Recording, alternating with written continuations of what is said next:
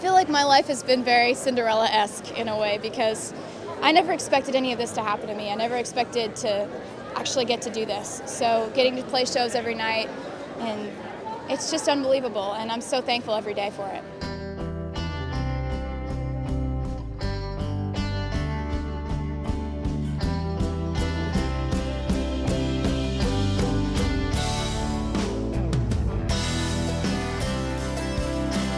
Taylor Swift is a 7-time Grammy winner and the youngest recipient in history of the music industry's highest honor, the Grammy Award for Album of the Year.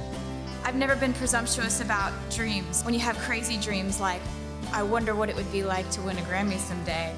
She is the only artist in history to have an album hit the 1 million first-week sales figure 3 times. She's a household name whose insanely catchy yet deeply personal self-penned songs transcend music genres, and a savvy businesswoman who has built a childhood dream into an empire. I just feel very lucky to get to take my music to the places I've gotten to take it to, just geographically. I never thought I'd get to go to these places in my life, and the fact that I get to go to these places and play music I've written about my life, and look down into the crowd and know that the fans relate to that in some way, even though they live halfway across the world, it's an honor. Swift is known for narrative songs about her personal experiences. As a songwriter, she has been honored by the Nashville Songwriters Association and the Songwriters Hall of Fame. She is one of the best-selling artists of all time, having sold more than 40 million albums and 130 million single downloads. I never would have imagined that that would be a possibility for a goal. I was hoping to be able to sell one record, be able to make a record, to be able to have songs that people could hear. That's like, the fact that that's happening now, and it's all the fans, and I'm just at a loss again for words. In 2015, Taylor Swift became the youngest woman ever to be included on Forbes' 100 Most Powerful Women list, ranking at number 65. It seems there is nothing Taylor Swift can't do. It occurs to me how lucky I am, actually. I get so excited about it, and I wake up with a smile on my face, and honestly never thought I'd get to do this stuff. So being here is unbelievable. We invite you to discover the unique journey of one of music's modern-day superstars, Taylor Swift.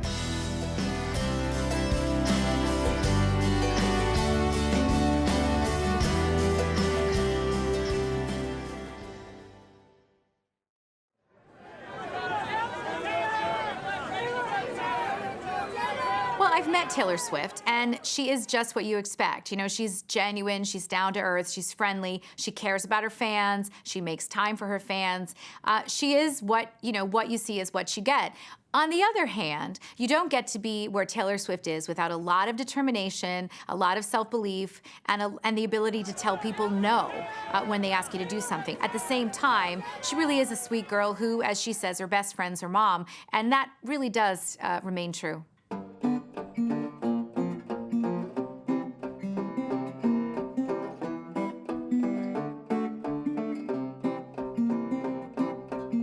The numerous records and achievements don't tell Taylor's story half as well as she could. After all, it's the intangibles that elevate Swift into the stratosphere of our pop culture planet, allowing the 25-year-old singer-songwriter to orbit in a more rarefied air. Her large-scale charitable contributions are one thing, but it's in the small gestures, the notes of compassion she posts on her Instagram account of lovelorn fans, the genuine hug she distributes without discretion, where Swift proves time and time again that platinum-selling, record-setting success has not changed her inherent nature. When I was a little kid and I would see singers on TV playing concerts or music videos and stuff, I would always think to myself, if I was ever lucky enough by some crazy chance I could ever do that, I would want to sign autographs all day, every day for anybody who wanted one. And I want to take pictures with everybody. And, you know, I wanted to say thank you for all the stuff that they've done for me, you know. They've made my life really fun. One of the interesting things about Taylor is that she is both this massive star, but her audience feels like she's almost their best friend. That was incredible. Like yesterday, we've been watching all the tweets from Big Machine Records, and so we won the wristbands yesterday, and I started crying instantly. And then when we finally got called down here, I started crying. It's just way too overwhelming. We have my phone, which I've never let anyone touch this phone pretty much, so it was only for Taylor. And then my hand, which that's never ever coming off. If I could get it tattooed there, I would, but.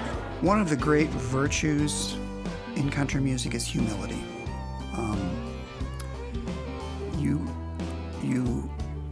You can fake humility and pretend to be humble, but you can't do that for very long. You honestly do have to have humility to be a country star, to be able to say, look, here I am. I'm laying myself in front of you. I hope you like me, because I'm not better than you. I am you. You know, I'm not singing about things that are alien to you. I'm trying to sing things that you feel as I do. That sense of humility of I'm not better than the audience is very, very deep and very, very profound in the culture. I think Taylor understands her brand better than maybe anybody else out there, and she understands just how much her success relies on the people that listen to her music, and she makes a point of making them feel like they're in the game and that they are contributing to her success.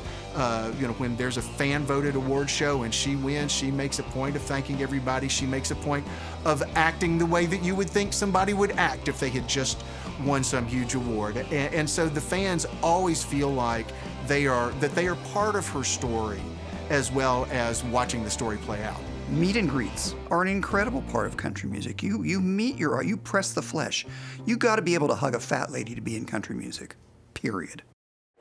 I'm having a blast. I'm surprised that my legs aren't hurting yet. I'm surprised that there's no aching going on. I'm really having so much fun because, like, we're all having a really good time today, and they're all telling me really sweet stories, and look at all the bracelets that all the girls have given me today. This is just today. And I don't know, this has been one of the coolest days I can remember.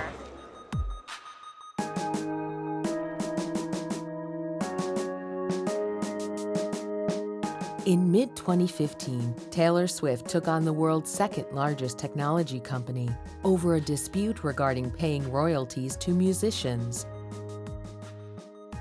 Apple announced that it would not be paying royalties to record companies during the 3-month trial period of its new paid-for-streaming service. Taylor Swift made her feelings about the payment policy clear via an open letter on her Tumblr page. Explaining why she had refused to allow the company to stream her latest album, 1989, she wrote, "I find it shocking, disappointing, and completely unlike this historically progressive and generous company. 3 months is a long time to go unpaid, and it's unfair to ask anyone to work for nothing. We don't ask for free iPhones. Please don't ask us to provide you with our music for no compensation." Just 24 hours after Swift's open letter, Apple announced it had experienced a sudden change of heart about its controversial plan. The news came not via an official statement, but via a Twitter message sent directly to Taylor Swift, adding to the startling nature of what the music scene was witnessing: the humbling of a major corporation by a 25-year-old musician. There is no doubting that Taylor Swift is a phenomenal force in today's music scene. But to truly understand her colossal rise to the top, we have to go back to where it all started.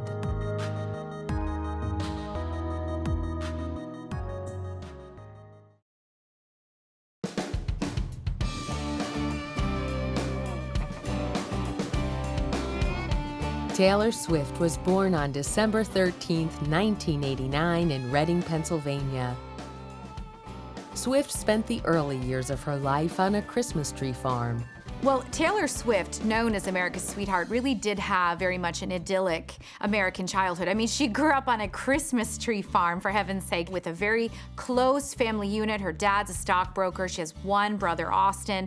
Very close with her family. Taylor has said repeatedly her mom is her best friend. Swift and her brother were raised in the Presbyterian faith and attended Vacation Bible School every summer. When Swift was 9 years old, the family moved to a rented house in the suburban town of Wyomissing, Pennsylvania. It was there where she attended Wyomissing Area Junior School. Taylor would regularly vacation at her parents' waterfront vacation home in New Jersey and described it as the place where most of her childhood memories were formed. At the age of 7, Swift became interested in musical theater and performed in numerous Berks Youth Theater Academy productions. Swift later turned her attention to country music, with Shania Twain being one of her biggest influences. That kind of combination of pop and country music. Also, Shania has a very glamorous look and a lot of fun with her videos, and I think Taylor likes that. The other thing is Shania sings a lot about real life, what she's gone through herself, very honest and open ballads, and I think Taylor resonates with that as well. She would spend her weekends performing at local festivals, coffee houses, fairs, karaoke concerts, garden clubs, Boy Scout meetings, and sporting events. At the age of 11, after many failed attempts, Swift won a local talent competition and was given the opportunity to appear as the opening act for Charlie Daniels at a Strausstown amphitheater. After watching a Behind the Music episode about Faith Hill, Swift felt sure she needed to go to Nashville, Tennessee to pursue a music career. At the age of 11, she traveled with her mother to Nashville to submit a demo of Dolly Parton and Dixie Chicks karaoke covers with record labels along Music Row. And I remember talking to her about how she would walk down the street in Nashville.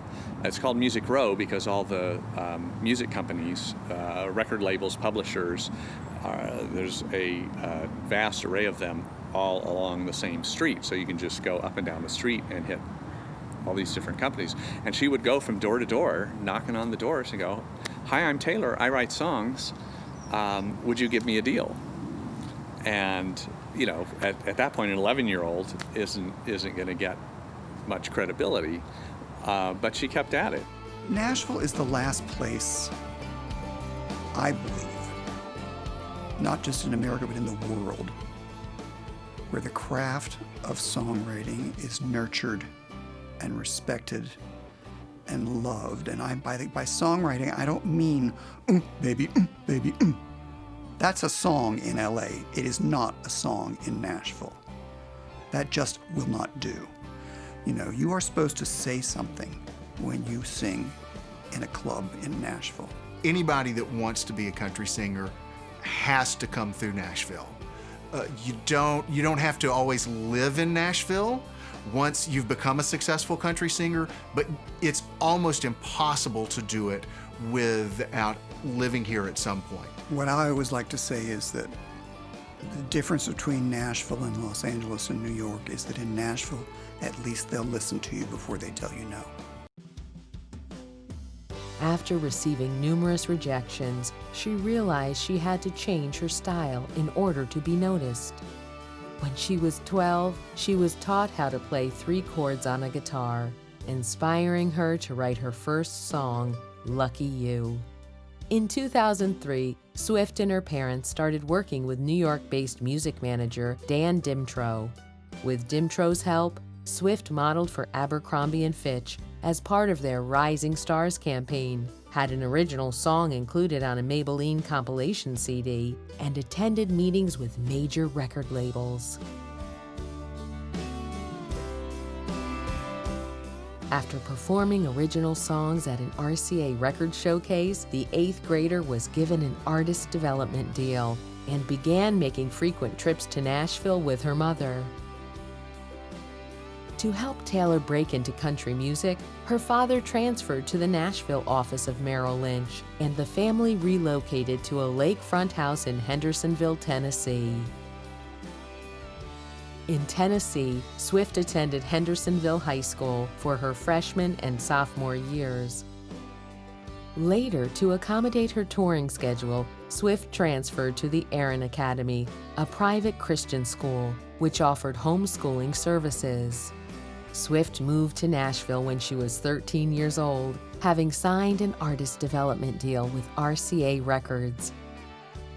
Well, I think it took a lot of chutzpah for Taylor to get her parents to move their entire family to Nashville and then physically to handle her demo tapes and bring them to basically every record producer in town. I get asked all the time by aspiring artists, should I move to Nashville? It can happen and does happen outside of Nashville. But my personal philosophy is if you want to hunt tigers, you go to the jungle. And this is the jungle. You've got more songwriters here than you've got anywhere else. The record labels are here, the producers are here, the other singers are here, the whole industry is here. And so if you want to start meeting the people that you need to know to put together a successful team to make you the kind of star that you want to be, you got to be in Nashville. And I think in particular that's true if you're a writer, because if you want to learn the craft of country songwriting, this is the school right here. This is the university. This is the graduate level learning program. I think it would be a mistake to assume that you become famous overnight without rejection, and I think Taylor is a good example of someone who never wavered in her determination to be famous and in her self-belief that she had what it took, and ultimately she was proved right. Well, for me, you know, the long period of time occurred from when I was 10 years old to when I was about 15. I mean, I spent that entire time trying to get a record deal, and actually moved to Nashville when I was 13 and didn't get a record deal right away, didn't get a record deal at all. So I signed a publishing deal and became a staff songwriter at Sony ATV Publishing. And so I would write every single day after school because it was a job, you know. I was a paid songwriter when I was 14, so I wrote songs in Nashville for 2.5 years. She proceeded to work with experienced Music Row songwriters and eventually formed a lasting working relationship with Liz Rose. Swift saw Rose performing at an RCA songwriter event and suggested that they write together. I remember Jody Williams, who at that time was Liz Rose's song publisher. And he said something to Liz like, "Why are you wasting your time with this 14-year-old kid?" And Liz said to him, "She pulls her own weight. In a songwriting session, she's no kid." And that, I thought that little anecdote right there said volumes about who this person was, who Taylor Swift really was. After performing at a BMI Songwriter Circle showcase in 2004 in New York, Swift became the youngest songwriter ever hired by the Sony ATV Tree Publishing House. And they really took a chance on me that I was the youngest person they ever signed. So I'd been writing since I was 12 years old, and when I was 14 I really started to co-write around Nashville, and it was really, really fun because I'd been writing by myself. And getting involved in the whole songwriting community in Nashville really helped me along and helped me on my way to, you know, becoming an artist. Swift left RCA Records when she was 15. The company wanted her to record the work of other songwriters and wait until she was 18 to release an album, but she felt ready to launch her career with her own material. They wanted her to sing songs they wanted to pick for her, to work with the producers they wanted to assign to her. And she had a vision of what she wanted her music to sound like. And she would tell me that she hears this stuff in her head. She hears how it sounds in her head. And so the challenge is then to go into the studio and translate into the real world what she's hearing in her head. For me, songwriting is everything. You know, I didn't want to sign with a record label that wouldn't let me write all my own music. For me, making an album is about telling stories, making confessions, and writing songs so detailed that each guy knows which song is about him, you know? It's like they're all very personal, and so songwriting has been everything as far as me being an artist and being able to say what I want to say. It's been wonderful. The kid had ice water in her veins. She just knew what she wanted, and she had a very, very astonishing sense of self about her. To take that opportunity, which anybody would kill for, a development deal at a major record company like RCA, and basically say, no, this isn't for me. It's not working. This isn't what I want. Just is jaw-dropping. It showed that Taylor didn't just want to be famous. Most people come to town, they'll do whatever it takes to be successful. You know, if somebody wants them to sing other people's songs, fine. Other people sing their songs, absolutely, it'll bring in royalties. You know, for Taylor, she wanted to be on a record label, but she didn't want to do other people's songs. She wanted to have a publishing deal, but she didn't want other people to do her songs. For a kid of that age and at that level in her career, to basically have that clear-headed a sense of who she was and what she wanted, I've never seen anything like it. All along, it hasn't been about just being famous. It's been about being successful doing what she wants to do. She's always had her own vision about how she wanted to do it, and she was willing to give up pretty much a sure thing to do things the way that she wanted to do them. Thank you. It's a song I wrote about ex-girlfriends who don't exactly know that they're ex-girlfriends. I think y'all know what I'm talking about. This is called Permanent Marker.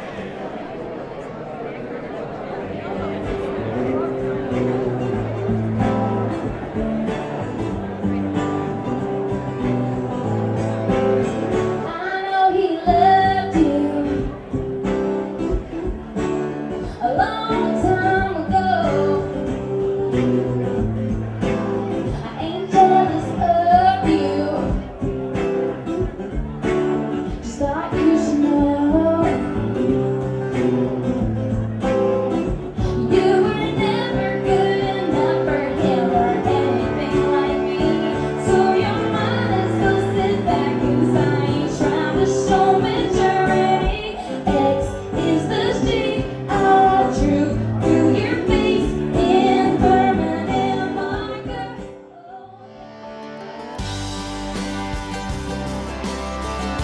At an industry showcase at Nashville's Bluebird Cafe in 2005, Swift caught the attention of Scott Borchetta, a DreamWorks Records executive who was preparing to form his own independent record label, Big Machine Records. She became one of the label's first signings, with her father purchasing a 3% stake in the fledgling company at an estimated cost of $120,000. Swift began working on her debut album shortly after signing her record deal. After experimenting with veteran Nashville producers, Swift persuaded Big Machine to hire her demo producer, Nathan Chapman. It was his first time recording a studio album, but Swift felt they had the right chemistry. She wrote 3 of the album's songs alone, including 2 singles, and co-wrote the remaining 8. Her self-titled debut album was released in October 2006. The New York Times described it as a small masterpiece of pop-minded country, both wide eyes and cynical, held together by Ms. Swift's firm, pleading voice. Following the debut single Tim McGraw, 4 other singles were released through 2007 and 2008, Our Song, Picture to Burn, Should Have Said No, and Teardrops on My Guitar.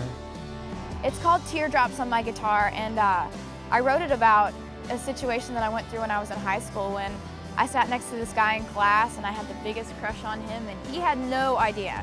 So every single day he would come in and sit down and talk to me about his girlfriend, and I got sick and tired of it one day, and so I wrote this song about it, and well, needless to say, I'm guessing the secret's out at this point. Well, I think what was so extraordinary about Taylor's first album is that there were so many hits on the album, and as one song would become, go straight to #1, another one was coming out. I think Taylor Swift took everyone by surprise with that first album. I think what took me by surprise was the maturity of this kid. And it started small. It was not one of those debut albums that comes out and is at #1 on the charts and then kind of falls. It was a build and a build and a build and a build, and it kept selling over several years and is still putting up 1,000 or 2,000 units every week. So people are still discovering that first album. The dream for me, I always just wanted to make it in country music. That's what I wanted. I mean, I think your dreams change as you start to achieve more of them. I'd love to write songs for other artists. I love to have a double platinum album. I think part of being in this business is being competitive and being somewhat restless, always wanting to achieve more than you have, and it's kind of like playing yourself.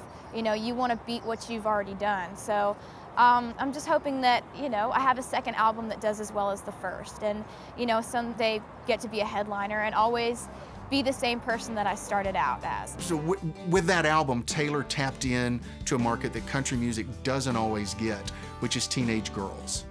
And I think that album, more maybe than any of the rest of them, was really, it was an album by a teenage girl for teenage girls.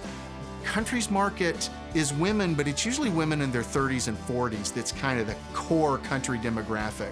And so she was really bringing new people into the format at the same time that she was starting to win over some of the people that were already country listeners. It's been amazing, just all the things that have happened, seeing my album go double platinum, getting to tour with my heroes, and topping it all off with like a Grammy nomination. I'm really, really in awe of it all. I first met her in Nashville after she had just turned 17, and her record had been out for a couple of months. And I was really impressed by the record when it came out, and that was one of the reasons I went to meet with her. That her songs sounded very refreshing to me, because this was a teenager who was happy to sound like a teenager. We'd had the Britneys and Christina Aguileras and performers like that where everybody's trying to move beyond their years. And she was happy being in the years that she was living in, and it sounded very believable. The album sold 39,000 copies during its first week and went on to sell 5.5 million copies worldwide. Shortly after the release of her debut album, she went on to win a string of high-profile awards. Swift and Alan Jackson were jointly named the Nashville Songwriter Association Songwriter Artist of the Year in 2007, with Swift becoming the youngest person ever to be honored with the title. She also won the Country Music Association's Horizon Award for Best New Artist, the Academy of Country Music Awards Top New Female Vocalist, and the American Music Awards Favorite Country Female Artist honor. She was also nominated for a 2008 Grammy Award in the category of Best New Artist, but lost to Amy Winehouse.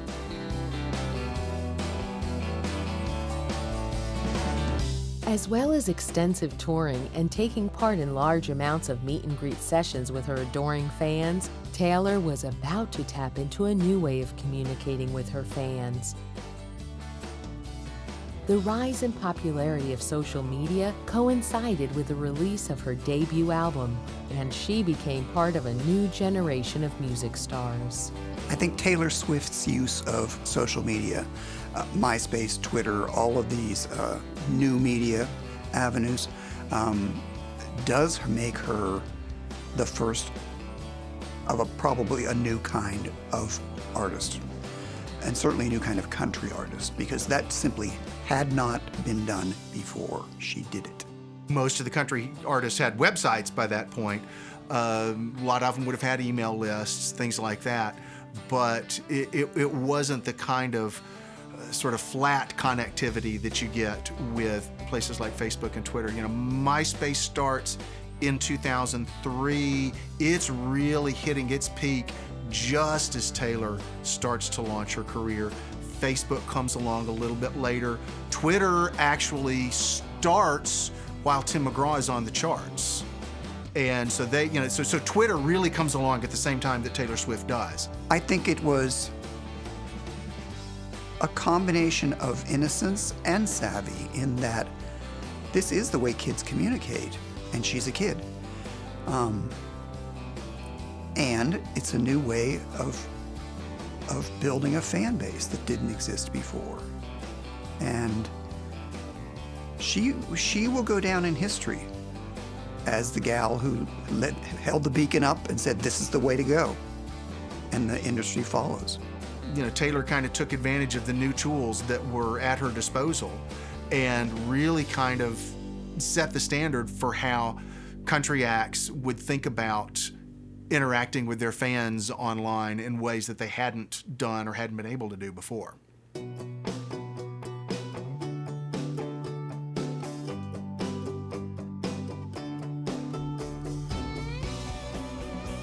Swift's second studio album, Fearless, was released in November 2008. She co-produced the album with Nathan Chapman. My new CD comes out November 11th, and the first single just came out on iTunes and stuff, so I'm really excited. It's a song that I wrote by myself, and having written every song on the new record and co-produced it, I'm just so excited for people to hear it. The lead single from the album, Love Story, was released in September 2008 and became the second best-selling country single of all time, peaking at number 4 on the Billboard Hot 100 chart. You know, on Love Story, Taylor talks a lot about the kind of trials and travails of being a high school girl and getting your heart broken. She does everything from talk about, you know, a cute boy in her math class she has a crush on, to getting her heart broken by a boy who promised to love her forever and always. I think that for Taylor Swift, she still experiences life, love, and disappointment the way the rest of us do. And despite the fact that people may be a lot older or from different cultures or different perspectives, I think she really gets to the heart of what all of us feel in those situations, hence her incredible mainstream and widespread appeal. The release of her second album coincided with a short-lived relationship with Joe Jonas from the Jonas Brothers. The couple dated for several months before an infamous phone call put an end to the relationship. Yeah, so after she started getting some success, suddenly, you know, other famous people are interested in her, and she has a dating life.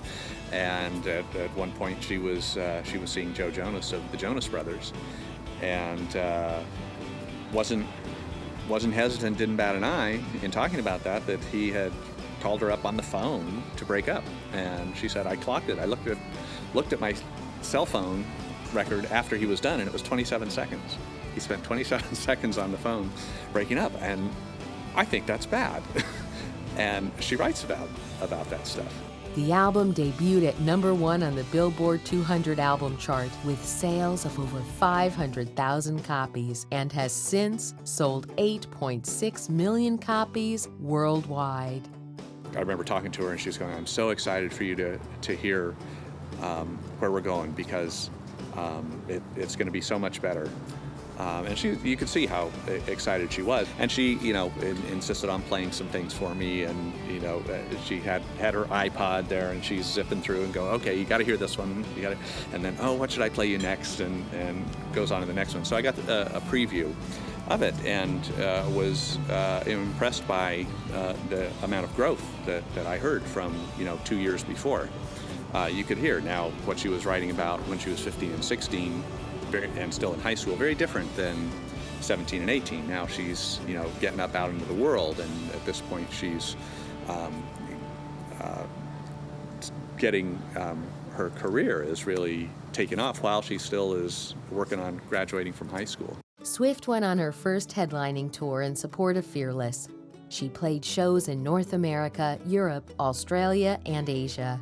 The tour was attended by more than 1.1 million fans and grossed over $63 million. I'm just so excited. I cannot believe all the sellouts. Like, when I get a call like that, when they're like, oh, by the way, the tour sold out Madison Square Garden in a minute, I don't know how to react to that other than to just start jumping up and down and screaming. I always expected to have to do a lot of stressing out about selling tickets. And then I went on my first headlining tour and everything just sold out. And I was like, really? This is how this works?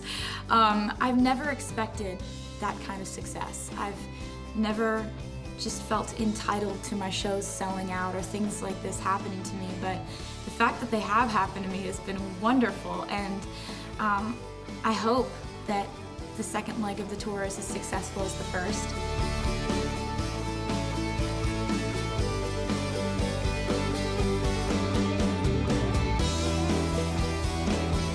This tour has been so amazing because the fans have just absolutely made me feel like I've won the lottery of dreams coming true.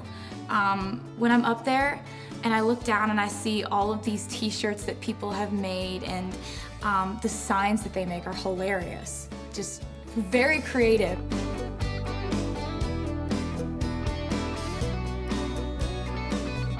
It's gonna be so sad knowing that we're not gonna see each other for a while. Everybody on the tour, from the lighting to the crew to the dancers and the band, and everybody that have just become even more of my family in the last couple of months.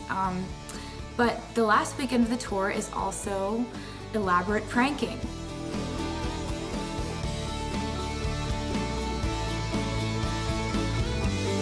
They think they're cool because they'll like come out for the encore with us and stick a Band-Aid on somebody's back or something, and they're like, and we're like, you don't even know what's coming in Minneapolis. It's going down.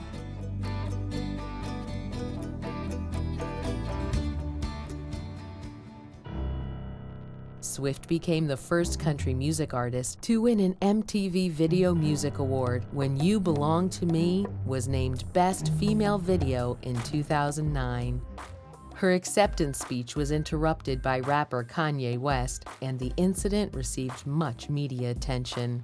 Everyone was shocked. Here comes Taylor to, receive a very well-deserved reward, and he gets up and makes an absolute idiot of himself, rambling about Beyonce, who looked horrified in the audience. He was not doing her any favors either. And she just handled it very gracefully, incredibly professionally. I think what was interesting to me about that whole debacle was that the world, really the world, kind of stood up and said, leave her alone, don't pick on her, we like her. I mean, here was a 300-pound gorilla stomping on a baby kitten, and everybody in the world saw that for what it was. And the way she handled it was classic Taylor. She was just as gracious as ever. I think that's one of those places where she kind of grew up in the public eye, because people saw from that she could handle a crisis situation and just stay calm, just go on about things. She was very gracious. She never really criticized Kanye, who basically went into hiding after the incident because he had embarrassed himself so badly, and ended up apologizing profusely on Twitter for really offending not just Taylor, but really a lot of her fans.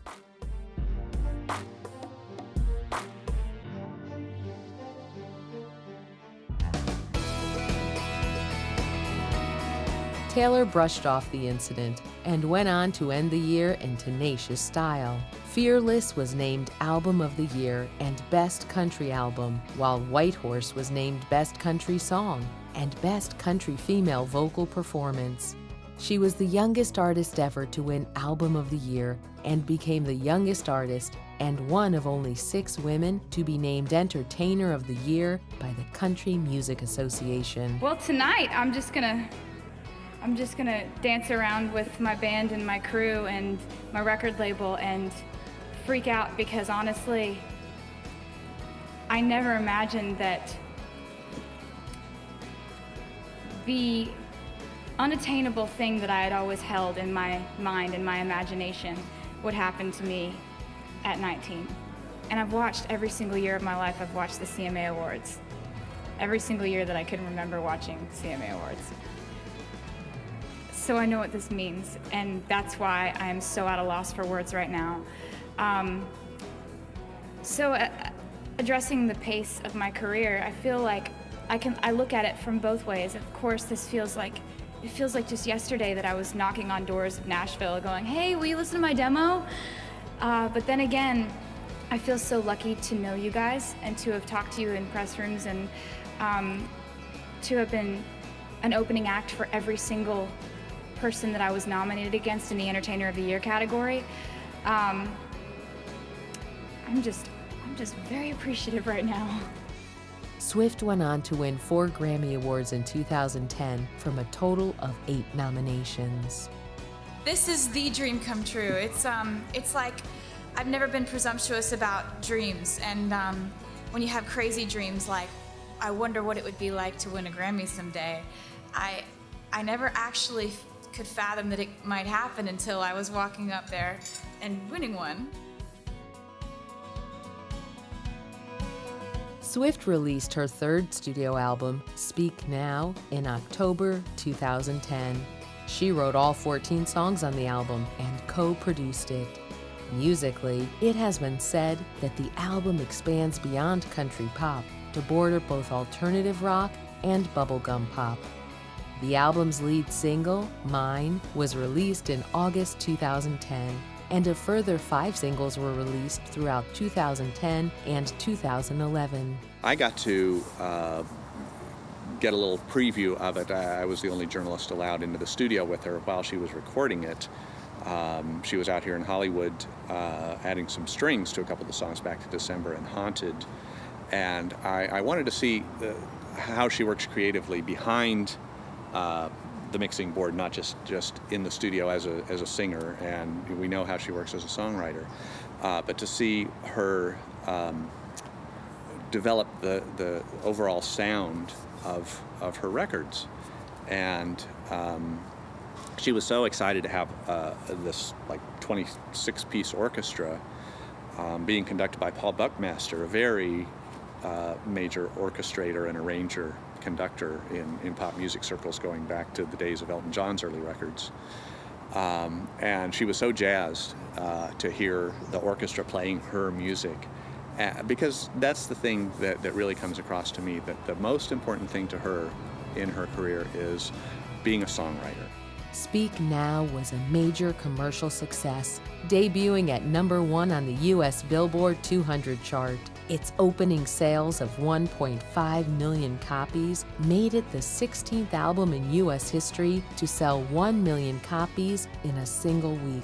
As a result of selling 20 million albums worldwide, Taylor was presented with a special plaque from Scott Burketta, representing her 20 million album sales. Oh my God! Wow. What? So Taylor, on behalf of Big Machine Records and our partners Universal Music Group Worldwide, we are so proud to present to you this plaque that indicates you have sold more than 20 million records worldwide.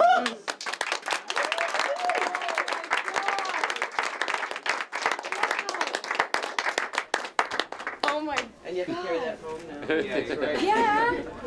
Oh my gosh. I have to find a wall big enough for this. I'm absolutely blown away by the 20 million records plaque. It's just sort of beyond my comprehension to get a plaque like that. And the fact that the fans have done that much for me in such a short period of time is just unreal. And I'm so excited and so thankful. I remember, coming up in the music industry, and I would make goals for myself that were just ahead of the last goal I had just accomplished. I would never make a goal that was so far down the line that I felt like it was unattainable. A 20 million record plaque, in my mind, just always seems unattainable. I never would have imagined that would be a possibility for a goal. I was hoping to be able to sell one record, be able to make a record, to be able to have songs that people could hear. That's the fact that that's happening now, and the 20 million plaque, it's all the fans, and I'm just at a loss again for words. Taylor embarked on the Speak Now World Tour in 2011 and visited Asia, North America, Oceania, and Europe. She ended the European leg of the tour at the O2 Arena in London.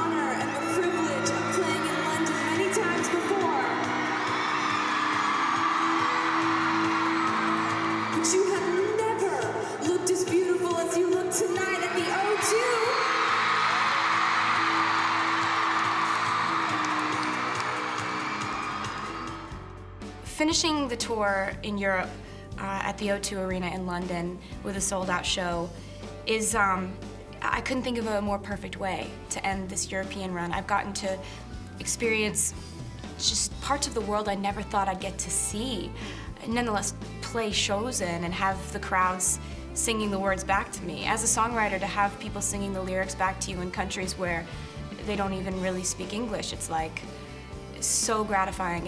It's been a really beautiful tour here, and finishing it here at the O2 is just so perfect.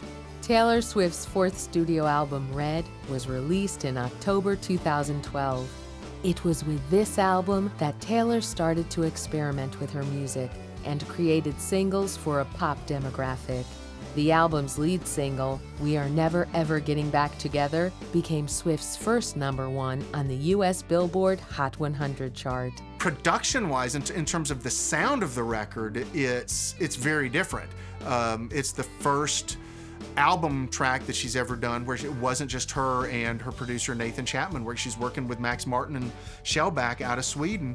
And those are the guys that make those big dance pop records. And so it's, in a lot of ways, it's much more like that. It's very much a pop record. There's a country mix to it, but it's really clearly an effort to go make a big pop record. But it's almost like the Swedish dance pop version of what an old Taylor Swift song should have sounded like. So she's working with different producers, she's working with different songwriters, she's got some guests in on the album, and it's really about seeing what she can learn, seeing what she can do with all of these other people, and kind of learning just how broad the Taylor Swift sound is gonna go. We Are Never Ever Getting Back Together and I Knew You Were Trouble were both international hits.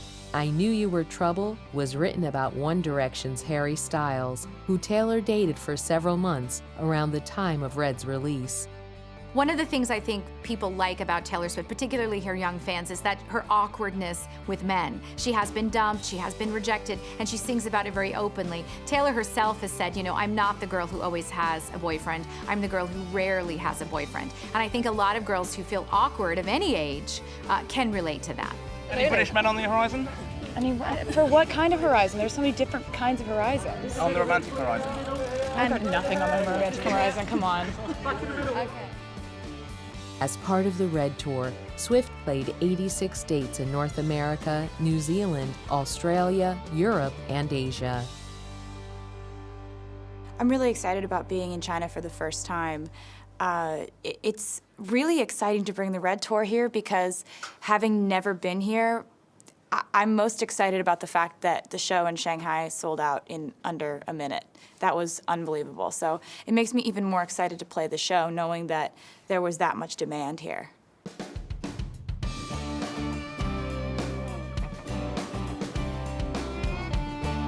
It's really exciting going somewhere new because I've done so much international touring that you very rarely get to be in an entire country you've never even stepped foot in before.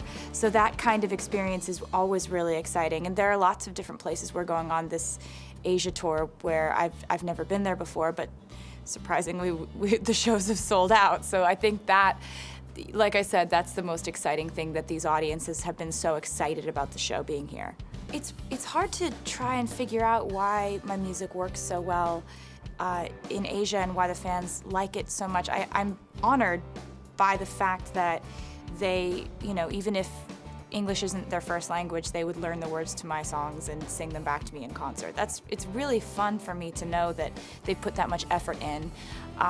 And also, it's that kind of amazing reminder that music is one of those unifying factors that works all over the world. And looking out into the crowd and being in a completely new place, seeing that it's sold out, seeing that people know the words to the songs, it's really, really incredible. So we're in Shanghai. We're actually going to do a dress rehearsal to prep for the Asian tour, and although it's predominantly the same set list and production elements as the North American and the things we've done in the UK, it's good to kind of get back in the swing of things. So I'm going to do a dress rehearsal, and everybody's in full costume. So we're going to go do that now to a completely empty arena. tomorrow things will look a lot different. I'm really excited about the idea of touring all over the world and putting out albums that will translate all over the world, and you know, musically. I think that's been a huge motivating factor for me in making new music, is making sure that it's music that people will love in America, and maybe they'll love in Asia, and maybe they'll love in Europe, and that's been a new thing I've really hoped for, being able to travel internationally and tour internationally.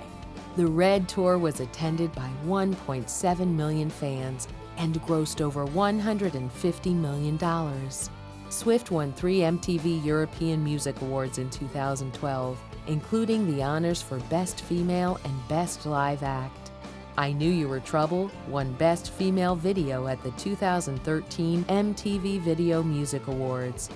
She was named Best Female Country Artist at the 2012 American Music Awards and was named Artist of the Year at the 2013 ceremony. And in classic Taylor Swift fashion, she was already focusing on her next album. Thank you so much. The winning Artist of the Year for the 3rd time is kind of a little bit mind-numbingly unbelievable, and I'm just, it's a little bit hard to absorb it all at once, to answer your question. It's amazing, and the fact that it's fan-voted makes it that much better. This year has been unreal for me with this album. I don't expect things to do well just as by default, so for this to happen is wonderful. Can you talk about where you are on your next album? Ooh, yes I can. That's my favorite thing to talk about. I'm so obsessed with where it is right now, because I think for me the goal is that we start coming upon a sound that's different from everything we've done before, and an identity to a new record, and having come upon that so early in the process just is really thrilling. And you know, I mean, I've got a lot of time to write more, but it's really looking promising so far. Like how many things I've got finished that I love, that I know I want on the record. It's way ahead of schedule, to answer your question. I'm really stoked for you to hear it. 1989, Swift's 5th studio album, was released towards the end of 2014. Taylor described 1989 as her first official pop release and parted ways with some members of her longtime band.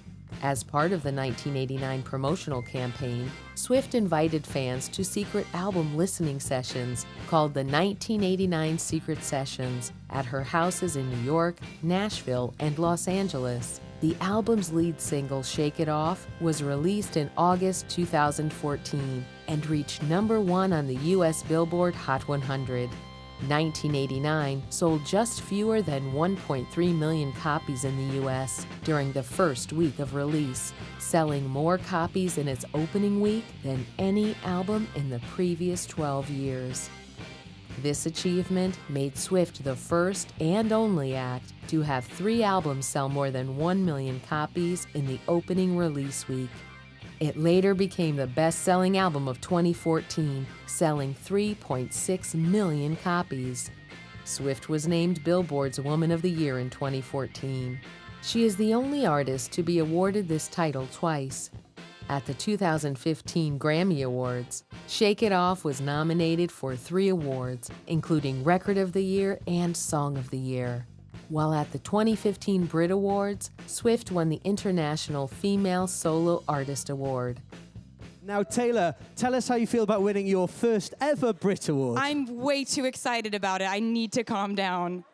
I'm so excited. I'm so happy. It's been the most amazing slow build with, you know, my love affair with England and the UK, and, you know, starting out playing King's College and ending up 8 years later getting ready to play sold out Hyde Park is like, what? So this first Brit Award couldn't have come at a better time. I'm so happy, honestly. It's amazing. The reaction to 1989 has been incredible. You must be very happy with the way your fans and all your new fans have taken to your new music. I'm really happy with it, and thank you for saying that you listen to it all the time. That's really nice. I'm so proud of this album, and I feel like I've been very lucky that my kind of creative evolution has taken just as long as my growth in England. You know, I've been writing songs since I was 12 years old, and with every album, they've changed. 1989 is my favorite by far, so I'm really happy that's the one that people like the most. That's really convenient for me. And finally tonight, please tell us about your incredible performance. You were one of the first performers on stage. It was a big gig, a big one to start off with. And how was it for you? I have no idea how it was because I haven't seen it back. I'm terrified. But you think it was good, so I trust you. You're not going to lie to me. We met 5 minutes ago. You wouldn't do that. I hope it was okay. I get really nervous at these things, but somehow, like, you put a crowd in a room and it gets easier. And you know, the Brits are so nice to let me open the show and give me stuff like confetti and cool lighting cues and the whole stage to work with. I had a really fun time, and I can't believe that, like, all the things I have to do tonight are over now, and I just get to hang out. And what will you do now? You've got a lot of friends here. Yeah, I do. I'm going to go hang out with them. Ed's about to perform, so I'm going to run now. You enjoy Ed Sheeran, and thank you for talking to us. Congratulations. Thanks, guys. Taylor See Swift, ya. everybody.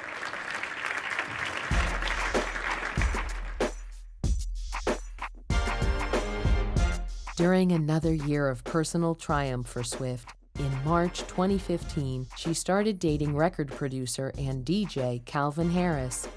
By June 2015, the duo were ranked as the highest-paid celebrity couple over the past year by Forbes, with combined earnings of over $146 million.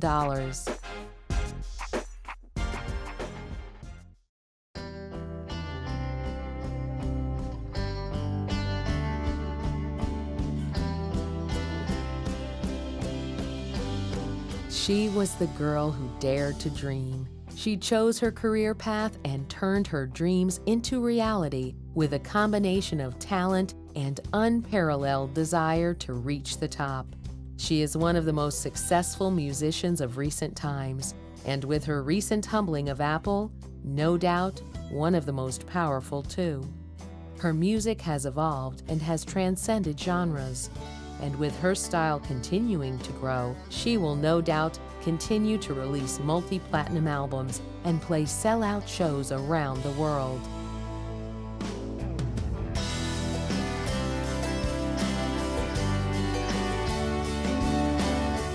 Taylor has talked a lot about how she's an overachiever. She's very driven and very motivated, and you know, she doesn't want to be known for anything bad. She wants to be known for only good things. You know, she's obviously someone who's very hard on herself, but has a tremendous amount of self-belief and determination. It occurs to me how lucky I am, actually. I get so excited about it, and I wake up with a smile on my face, and honestly never thought I'd get to do this stuff. So being here is unbelievable. If I was a popular culture mogul who wanted to know the hearts and minds of young American women, I would pay real close attention to every word that woman says, everything she does, everything she sings. I think she is an iconic American gal right now, maybe the iconic American gal. Her journey will continue to fascinate the showbiz world for years to come.